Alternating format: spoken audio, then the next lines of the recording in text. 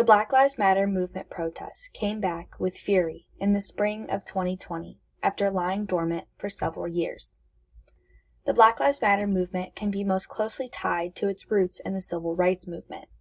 Lori Collier-Hillstrom, author in American History and Current Events, in her novel Black Lives Matter, From a Moment to a Movement, published in 2018 by Greenwood, details these many similarities, some of which include their cause, purpose, and demonstration tactics. While it was Emmett Till who was killed that sparked the civil rights movement, it was George Floyd, killed on May 25th, that became the face of the Black Lives Matter movement in 2020. Journalist Ruth Richardson from BBC News details the incident in George Floyd, What Happened in the Final Moments of His Life, published in July of 2020. It was Minneapolis officers Derek Chauvin, Thomas Lane, Tao Teo, and J. Alexander Kueg who killed Floyd on camera. He was held face down for 7 minutes and 46 seconds on the pavement, calling out for his mother and pleading repetitively that he could not breathe. The events that followed Floyd's death transpired very quickly, with protests hitting the streets the very next morning. However, it was Trump's disturbing message when the shooting starts, being set out on May 29th, just 4 days after Floyd's death. Derek Bryson Taylor, New York Times journalist, in George Floyd Protests, a Timeline, published also in July 2020, he details these many events. It was responses like these from President Trump that contributed to the growing population of Republicans that have decided to vote against him in the upcoming election. In many interviews, one being with student Paige Smith, who would prefer to remain anonymous, she explained that she has grown up in a primarily conservative household, but after seeing the way that Trump responded to the Black Lives Matter movement, she does not feel comfortable voting for him.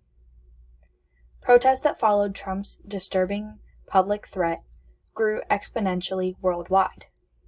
Namalan Yogathon, journalist with a PhD in communication studies in Black Lives Matter movement uses creative tactics to confront systemic racism, published by The Conversation, also in July of 2020, he details the many strategies that were uniquely used. One of the most notable being acoustical agency, or the use of chants to unify large crowds of voices to become one. Some of these chants included "Hands up, don't shoot," and "No justice, no peace," and "Say her name." This phrase refers to the Black women erasure in the Black Lives Matter movement. Mamie Locke, professor in the Department of Political Science and History at Hampton University, in Whose Lives Really Matter? The Invisibility of African American Women in the Political Discourse of the Black Lives Matter Campaign, published by Virginia Social Science Journal in 2016, she discusses the many issues of Black women erasure.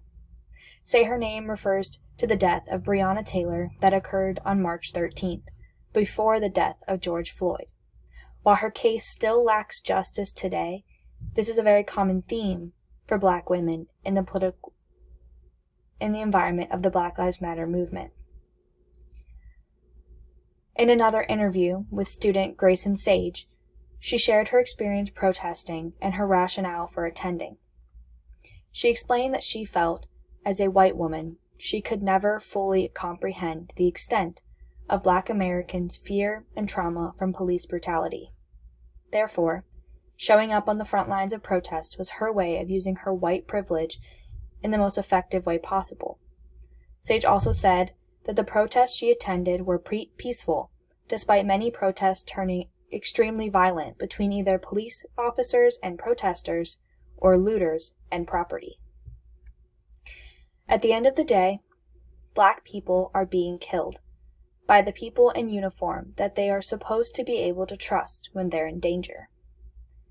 If it were your friends, family, and neighbors, would your protests for their lives stay in the lines?